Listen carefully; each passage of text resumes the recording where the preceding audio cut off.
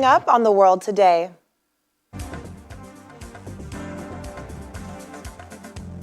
Israel and the United Arab Emirates agree to normalize relations in a historic deal. The global death toll from the coronavirus exceeds 750,000 as the number of COVID-19 cases also rise. Plus, scientists count the environmental cost of the Mauritius oil spill. A warm welcome to the program today. I'm Akaite Afia here in Lagos. We began with news of what has been described as a historic deal in bilateral relations between Israel and the United Arab Emirates. The deal is announced by the United States President Donald Trump, who in a joint statement with the Israeli Prime Minister Benjamin Netanyahu and the Abu Dhabi Crown Prince Mohammed bin Zayed say they hope the deal will advance peace in the Middle East. As a result, Israel would suspend its plans to annex large parts of the occupied West Bank. The UAE's ambassador to the U.S., Yusuf Al-Otaiba, says the deal is a win for democracy. Until now, Israel has had no diplomatic relations with Gulf Arab countries. However, shared concerns over Iran's regional influence have led to unofficial contacts between them. The agreement marks the third Israel-Arab peace deal since Israel's declaration of independence in 1948. Egypt signed a deal in 1979 and Jordan in 1994. The protests in Belarus are taking different turns, with world powers weighing in on the country's domestic politics. Thousands have been arrested and at least 2 people have died.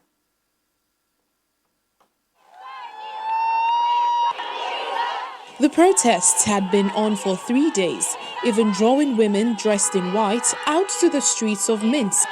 Their anger is all targeted at the presidential results, which they do not accept. The protests sparked following Sunday's contested election. Even doctors and medical workers have also taken to the streets, adding their voices to call for the end of police violence, after what should have been peaceful demonstrations turned violent. President Alexander Lukashenko says the waves of protests are led by people with criminal past and the unemployed. Over 1,000 people have been detained so far, and by Thursday, police began releasing some of them. Those freed had bruises and described being tightly packed inside cells and complained of mistreatment, including beatings. The European Union has been under pressure from Germany to impose more sanctions on the country. At a joint press conference with his Norwegian counterpart in Berlin for talks, the German Foreign Minister Heiko Maas said the bloc's members were in intensive talks about measures, including sanctions, ahead of a meeting of EU foreign ministers. Russia, on the other hand, says it is concerned by the situation in the country and says there were attempts by outside forces to meddle in and destabilize the country following the election. The United Nations Human Rights Office has also condemned the use of violence by the Belarusian authorities to peaceful protests. That is a very disturbing aspect, that we do have reports that people were ill-treated, both during the process of arrest, while they were being arrested, but also in detention. And we do underscore that there is an absolute prohibition on ill-treatment and torture. Even the United States says it is troubled by the election and intends to look at the possibility of stopping oil shipments and consider other sanctions against the Eastern European country. The VOA's Charles Maines is in Moscow, from where he's monitoring the situation. Charles, great to see you.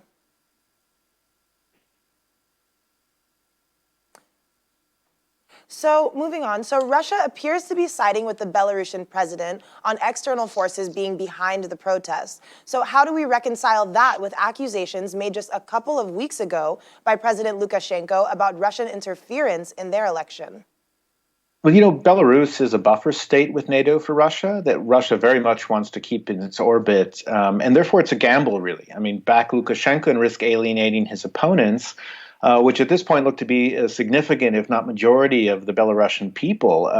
But the other factor here, I think, to keep in mind is that these questions about the fairness of Belarus's elections, about allowing candidates to compete, well, these are questions apply to Russia as well, where Putin's been in power for 20 years. So Putin is no fan of democratic revolutions. I think that's been made clear, and which has made, in some ways, Lukashenko the default choice for him. But it's no secret these two men don't particularly get along. Lukashenko has used Belarus's kind of position between the East and West to extract concessions from Moscow. And I think these accusations ahead of the election just reinforced that. And so the suggestion among many here in Moscow is that Putin essentially, by offering his support, was able to extract concessions back. And those are, of course, only enforceable if Lukashenko remains, however. Well, as you did mention, it's no secret these two don't typically get along, but do the protests bother the Kremlin in any way? Well, they do, because, of course, Russia and Belarus, even though the sort of personal chemistry between Lukashenko and Putin isn't great, Belarus and Russia are partners. They're part of a trade union. Russia has been trying to pursue a kind of super state with Belarus for many years. And also, frankly, I think for the Russian people, I think they like to think that they're backing the good guys. And that's a hard sell right now in Belarus. It's one thing to see it among opponents of the Kremlin, but right now we're seeing even nationalist forces here in Russia asking, why Putin is backing someone who has used such force against his own people, who seems to have lost the faith of much of his own nation, and also who's taken some of these Russian nationals that you mentioned, some of these Russian mercenaries that are still facing charges of working with the opposition. All this has kind of led to this tension between the two sides, and the talk in Moscow is really now, what will the Kremlin do? I mean, one suggestion coming is to go to the people's rescue, so to speak, and protect them from Lukashenko. But that's a hugely risky enterprise because, again, Russia has been pursuing this union with Belarus for some time. Belarus, both pro-government and anti-government forces, don't seem to have a lot of interest in a union with Russia. Well, looking from the outside in, is it really a leadership crisis that exists in Belarus, or is there more to the ongoing protest? Well, it is a leadership crisis in the sense that nominally the president says he's president. He won these elections with 80% of the vote, but no one seems to believe it, or very few do. Also, Lukashenko's actions in the wake of the vote, the crackdown in particular, have really ended any illusion that he's sort of the people's leader. And the security forces are loyal for now. There have been exceptions, soldiers who've thrown away their uniforms out of disgust, out of what's happening. And the question really going forward is does fear work? Another factor here, I think, if we're looking beyond the leadership vacuum, is just the people themselves. You have to look at the coronavirus and the way Lukashenko and the government dealt with that over these past several months. Lukashenko famously thinks this is mass hysteria. And so what happened was you saw civil society, average Belarusians, coming together to help one another deal with this crisis. Well, some of these issues that dealt with the health crisis, now they've transferred to politics. So I think in some sense you have a feeling among people I've talked to anyway, that they're kind of moving past the Lukashenko era, even while Lukashenko is sitting saying he's still the president. Well, thanks again, Charles, for your insight on the situation there. Thank you.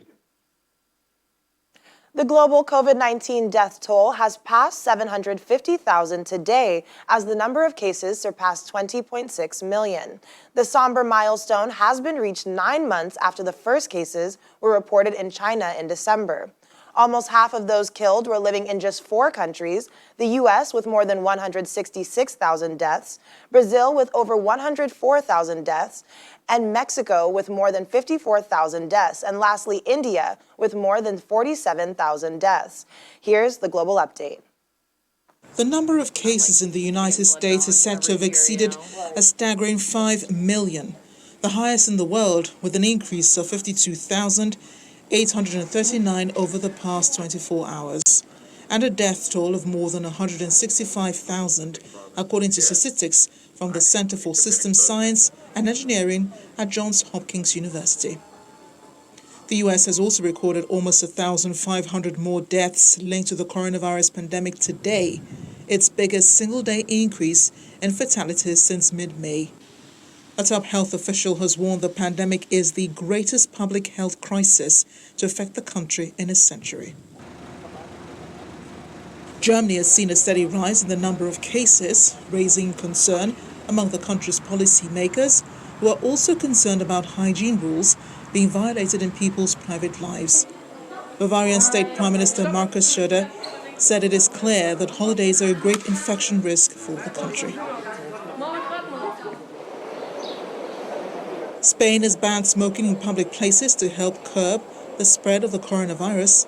The ban on smoking on the streets and on restaurant terraces is expected to help people with maintaining social distancing. Meanwhile, thousands of students at a Belgian university will, from the month of September, collect weekly samples of their saliva for a rapid COVID-19 test, replacing more commonly used swabs in one of Europe's largest experiments with a new testing method. Around 30,000 students and academic staff at the Belgian University of Liège will use the self-tests at home and take the tube with the saliva sample to the university labs every week through December. Finally, Cuba's top epidemiologist, Francisco Duran, says he expects a COVID-19 vaccine to be available worldwide from early next year, as some suspect the vaccine he's talking about could be coming from Russia, which a few days ago said it had granted approval to a vaccine less than 2 months of human testing and had yet to complete final trials. Well, let's check in on the politics in the United States. It's just one day since the former U.S. Vice President Joe Biden tapped Senator Kamala Harris as his running mate in the upcoming presidential election. Both have met to begin their campaign in Wilmington, Delaware, at an event not open to the public, citing coronavirus prevention needs. The two politicians said Trump has left the U.S. in tatters. Mr. Biden called on Americans to think about their choices in the election, saying it would help decide the future of America for a very long time. 55-year-old former prosecutor Kamala Harris said that America was crying out for leadership, yet we have a president who cares more about himself than the people who elected him. He inherited the longest economic expansion in history from Barack Obama and Joe Biden. And then, like everything else he inherited, he ran it straight into the ground. President Trump responded to the remarks during a White House press briefing by harping on Harris's failed bid for the Democratic Party's presidential nomination, during which she fiercely attacked Biden's record on race. I approach this with a seriousness of purpose and of mind. Let's talk to the channel's television correspondent in Washington, Maria Bird, who joins us now. Maria, welcome to the program. Thank you for having me. So we're going to see more of this back and forth before the election, before the conventions, when either candidate are nominated. So how much of an impact does this banter have on the minds of the voters generally from what you've seen in the past? Well, this banter has somewhat of an impact, but to be very honest, this is not going to necessarily impact those who have already decided, even prior to Kamala Harris joining as the VP pick for Joe Biden, that already decided where they were voting. I think what this is going to do depends on how the debates go. The real issue is going to be when it comes to those real issues that impact Americans that were at one point Trump supporters, or those individuals who were Bernie Sanders supporters. When we get to the real issues in the debates, that's going to be where we're going to see some decisions being made as to where Americans will go when it goes to where their vote will end up come November. Well, interestingly, there hasn't really been much mud thrown at Kamala Harris's background, being an Asian African American. Some think that that works as a huge advantage for her. Well, I'll be very honest. I mean, as we've talked about and we've seen, I mean, being the first African-American woman and having went to a historically Black institution, and as you said, with her South Asian roots as well, this is going to, Black women have been a large pool of the voting poll for quite some time now. I mean, and African-American women were at the forefront of many of the advocacy initiatives for voting rights for African-Americans. And so you're going to see just merely off of that fact that you're going to see a large pool of African-American women. And to be very honest, many women. I mean, women have been waiting for a time when they were going to have a woman either as a president or vice president. And so many women are going to begin to galvanize and support Joe Biden off the strength that he has taken a stand and he is doing something that has not been done before. Well, Maria, we're going to take a quick break here before we come back to this conversation. Still ahead on the program. Even animals need their cold treats in the summertime, so stay with us.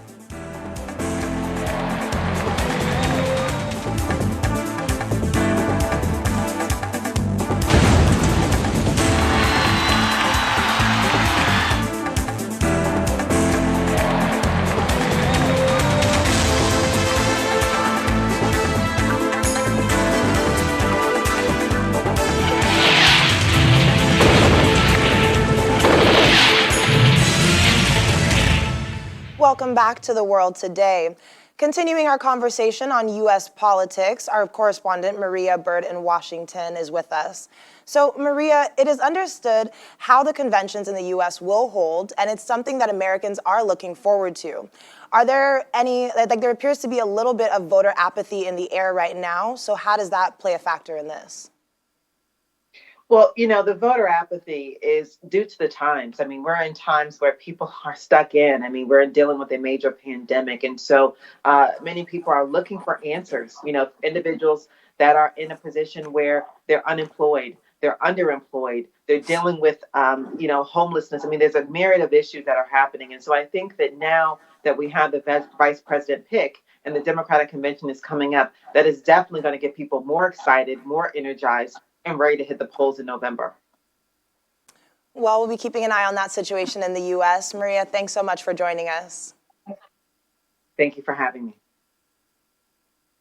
So, as I pointed out in my conversation with Maria, Kamala Harris does have Asian heritage. Harris's mother is Indian and her father Jamaican, who both immigrated from the United States to study. Now that she's been picked to run alongside Joe Biden, it's no surprise residents in cities across India have taken pride in that. I'm being an Indian, I'm feeling very proud that she's from Indian origin, and as far as my knowledge goes, she's been creating history from the very beginning. She was the first Attorney General, and then now that she's been nominated, and my best wishes are with her. And French military have conducted training exercises with Greek forces off the southern island of Crete today as tension persists with Turkey over disputed waters in the eastern Mediterranean. Today's was the first manifestation of President Emmanuel Macron's commitment to temporarily reinforce his country's presence in the region. France has called on Turkey to halt oil and gas exploration in disputed waters. The French army said it was sending 2 Rafale fighter jets and a naval frigate Lafayette to the eastern Mediterranean. But Turkey says the only solution to its dispute with Greece over energy exploration is through dialogue and negotiation, and Ankara is not chasing any adventures in the region. Turkey and Greece, NATO allies, are vehemently at odds over overlapping claims for hydrocarbon resources in the region, and tensions have risen since Ankara launched exploration operations in a disputed area of the Mediterranean on Monday, prompting Athens to seek support from its European allies. China's Commerce Ministry says the country has rolled out more policies and measures to stabilize foreign trade and foreign investment against the economic fallout of the unabated COVID-19 pandemic.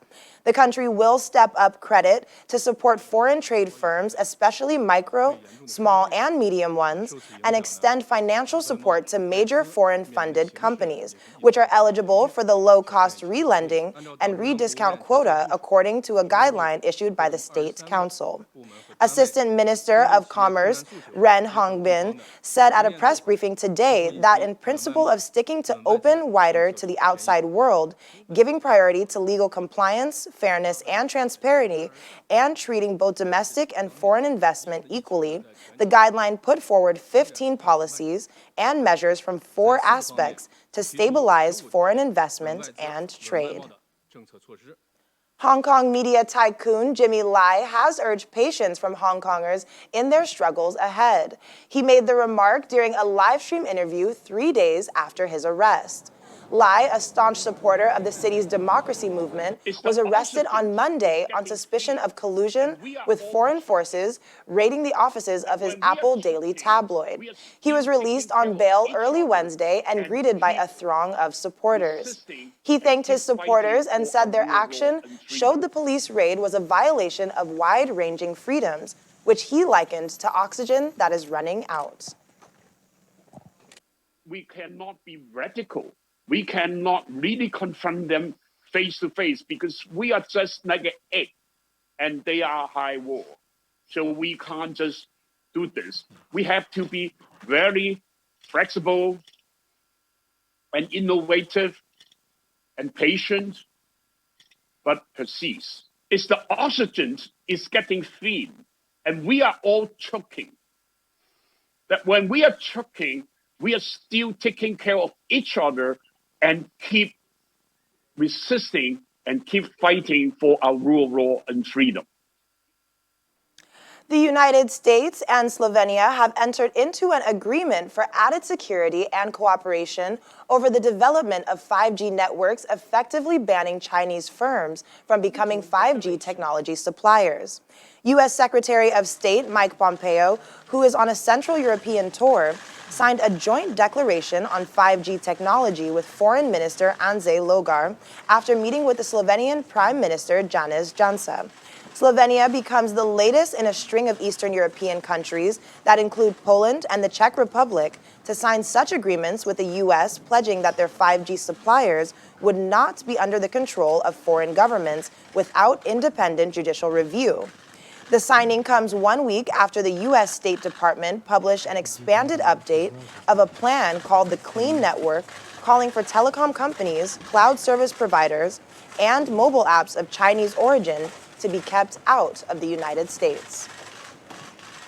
Scientists and conservationists are counting the cost of an oil spill from a Japanese bulk carrier in Mauritius, which leaked about 1,000 tons, endangering wildlife and damaging the local ecosystem. The ship, MV Wakaisho, owned by Nakashiki Shipping and operated by Mitsu Osk Lines Ltd., struck a coral reef on Mauritius's southeast coast on July 25th and began leaking oil last week. The spill has set back 2 decades worth of restoring the natural wildlife and plants in the lagoon, according to leading conservationists. We all know how much we crave cold drinks and icy treats when the weather gets way too hot. Believe it or not, so do animals. And with the summer heat gripping Italy and much of Europe, zoo residents in the Italian capital have been chilling out as they cool off with tasty frozen treats. Temperatures reached over 35 degrees Celsius over most of the country, and in Rome's Bioparco, the animals were welcoming any relief they could get.